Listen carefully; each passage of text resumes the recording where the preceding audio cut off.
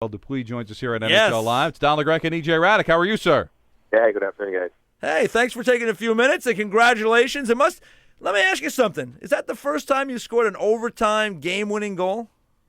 In the playoffs, yes. That must be pretty cool.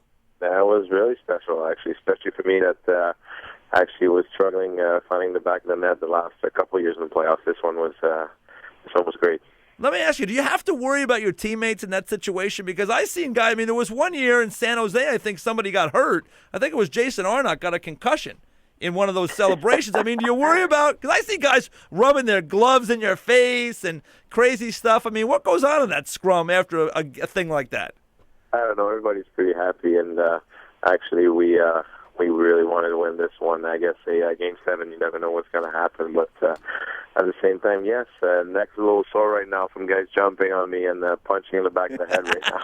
Well, you'll take it, I'm sure. But take us into that room, or just how the bench actually, as you're midway through that second period, you're down 3-0, a series that you thought you were in firm control. Were there any thoughts? I can't believe we might have to go to a Game 7 against this team. No, exactly. Like you said, we were down 3-0, and we on the bench there, and we kind of looked at each other like, "Oh my God, guys, we better wake up." Or like I said, we never know when Game 7 was going to happen. But a big goal there by Matt Cook before the end of the second, and I think we had a little talk in the room. We addressed some stuff that needed to be addressed, and some leaders in the locker room stepped up and address that stuff like I just talked about, and I don't know, we just turned it on in the third, and pretty glad to get the OT winner there. Hey, when you say that, guys stepped up and things were said, were guys emotional in that room? Were people was people, getting loud, or was it more of a measured approach? And, who were the guys that stepped up in that situation? Actually, a guy like Craig Adams stepped up actually this game, but we do have some leaders in this room, and guys that are talking are going to be listened to, but Craig did step up and said the right thing at the right time, and guys took it from there. Now, are you watching, like tonight, especially since you'll have 2 Eastern Conference games going, are you going to be watching these games just anticipating who you might play? Yeah, we have a little birthday party later, I should say, this afternoon, and after that, yes, we'll be watching the games, see who we'll be facing there. Whose birthday is it? It's 2 of the kids on the team, so we have a little 4-6 birthday party there. He's going to make us look it up. That's all right. And because you know what, we will look it up. 2 kids, actually, the 2 kids that were born last year during the playoffs run. So Mr. Kuditz and Mrs. Adams. Hey, that's great. That's great.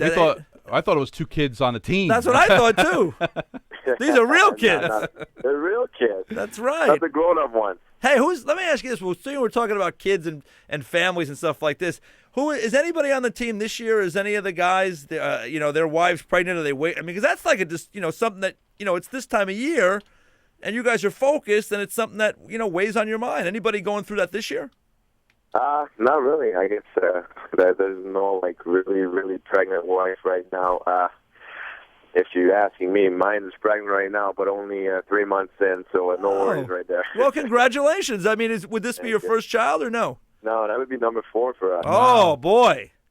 Well, yes, that'd be number 4 for us. Listen, all the best to you and your wife, and good luck. I don't have to tell you. I have a couple myself. It's a half 4 is good luck. Is all I can say.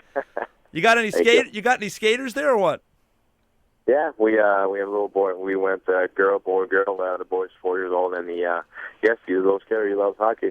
Hey, that's great. That's great. Hey, you know what? Another thing I'm reminded about you, Pascal, when we got you on, I figure I'll ask you because you played for the guy in Minnesota in Jacques Lemaire, and I thought he was a guy that gave you opportunity from what I remember in Minnesota. The news today, he's retiring. Any thoughts on Jacques Lemaire just based on your experience with him?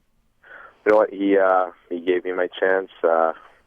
I don't know. He's a great teacher. He's a great coach, and nothing bad to say about him. Actually, it's pretty sad for hockey right now that a guy like that with so much experience and so much knowledge of the game is gonna retire.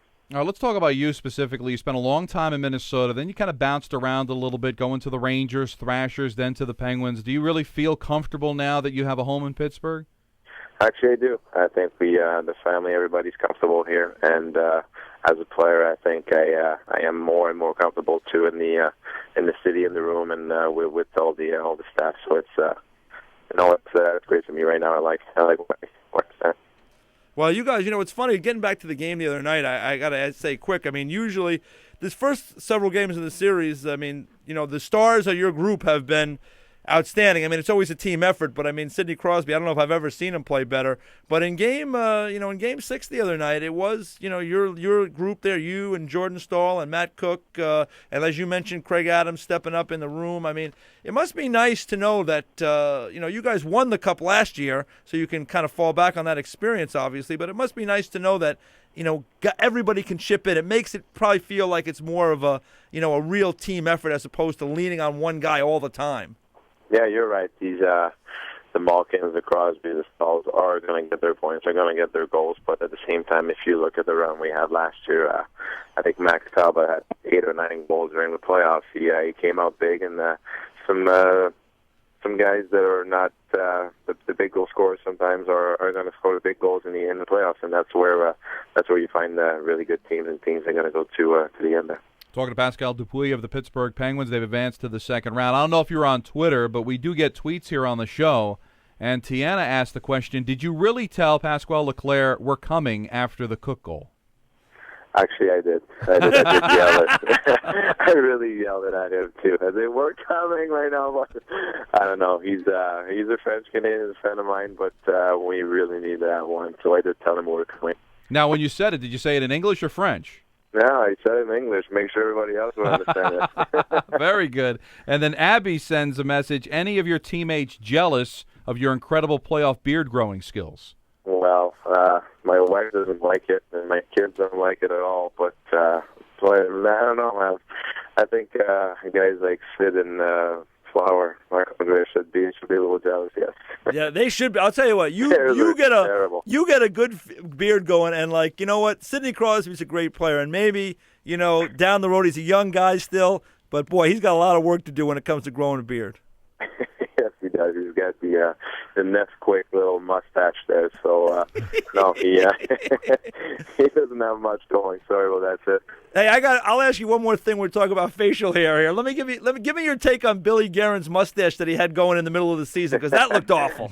It did, but you know what? It's one of those things that we do at the end of practice once a month. The loser of the shootouts there at the end of practice has to grow a mustache for a month. Till we do it again the next month. So Billy lost it there, and he wore it, and actually he was on fire by the time he had the mustache. So I don't know if he wanted to grow another one or something, but he was really on fire when he had it. He looked a little older than he is. So you just imagine. Pascal, congratulations on advancing to round number 2. We'll talk to you soon. Awesome. Thanks, guys. Thanks, All Pascal. Right. And Penguin fans also listening to us on Penguins HD Radio. Yes. Got the confirmation there on the little English that was thrown out there. I love that. He was great. He gave us a lot of little details of things that are going on. I love that. The thing I love about it is he said it in English because he wanted everybody else to hear it too. Hey, you gotta do that. Because you're not really saying it to him. You're kind of just saying it to the whole team, and your guys can get kind of fired up by it. So, you know what?